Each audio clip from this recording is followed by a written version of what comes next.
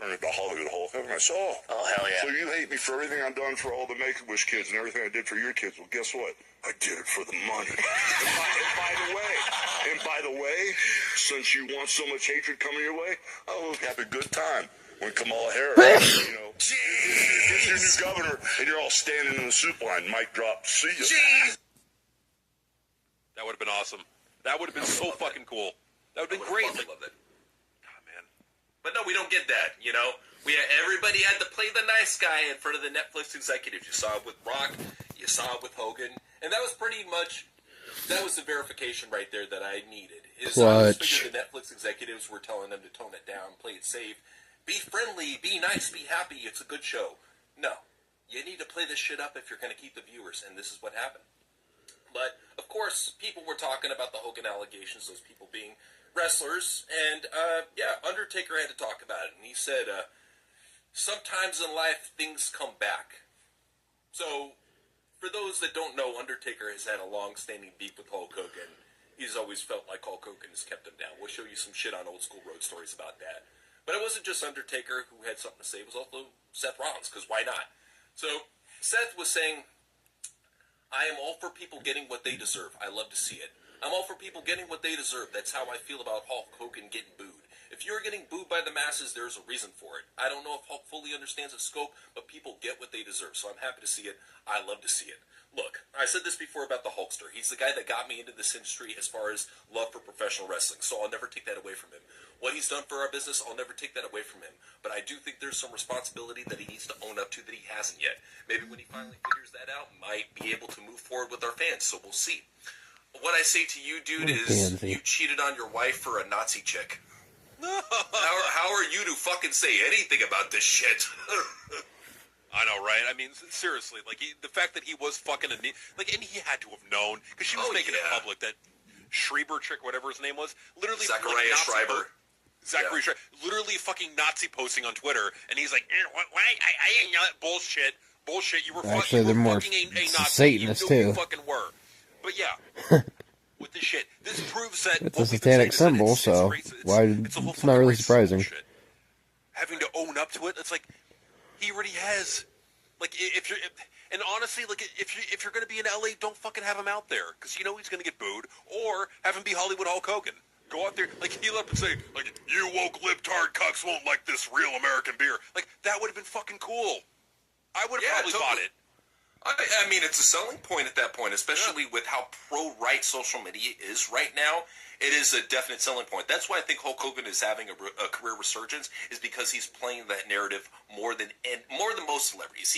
I think him and Kanye are really playing to the pro-right right now.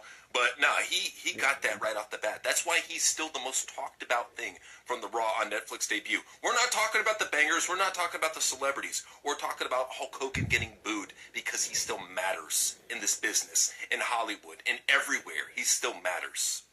Just literally, out of everything that happened on that show, out of anything that was talked about, the Hulk Hogan getting booed was the most talked about on social media. It literally fucking trended.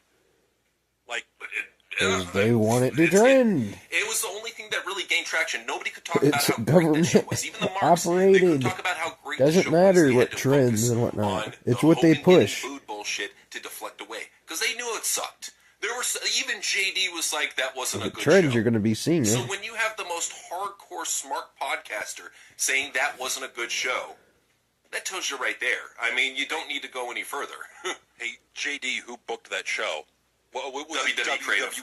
The amorphous, anonymous WWE Creative, not Triple H who runs WWE Creative. Oh no, don't pin any fucking blame or credit on him. Dragon Claw wouldn't work on Tokus now because it's fairy type.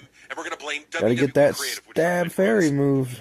That's disgusting. That mysterious black silhouette guy needs to be fired. I mean, because he's fucking up the company, man. How does Triple H deal with the incompetence of having a shitty employee like WWE Creative? I would have fucking fired him last year. What the fuck? Yeah, Triple H is the victim here. Come on. It really is. But, so coming out of that whole show, Rollins, he's looking for a feud for Mania. He might have got one. So the current plans being discussed are CM Punk versus Roman Reigns versus Seth Rollins. No title. Nobody wants to see that. No, like, nobody wants to see that match at all. What do you have the Shield storyline? How CM Punk proposed the Shield storyline, and then he feuded with the Shield, and then he came back to feud with the Shield. Like, nobody wants to see that shit. Nobody's going to care about it. It's not going to bring in fans. Who goes over in that match? It sucks that it has to be a triple threat, because what that basically tells me is that neither of these guys want to take a clean pinfall, so they'll take it in a triple threat. That's what it tells me. I know. That's like, for all the people saying that Triple H is a good booker, there are YouTubers. Shit, we would book a better WrestleMania than Triple H, and we're just YouTubers. Triple H has been booking for over a decade. Yeah, it makes you think. So, you gotta wonder if this is a storyline, or if it's real for that matter. So, it was discussed on Raw by Michael Cole that Roman Reigns will be out of action for the foreseeable future. Now, is this a storyline, or did he really get hurt bad at the Rumble and he won't be at Mania? If that's the case, that is the biggest shot to the foot that you could possibly have. The only thing worse than that, considering The Rock's not showing up, would be if John Cena has another booking obligation or gets injured.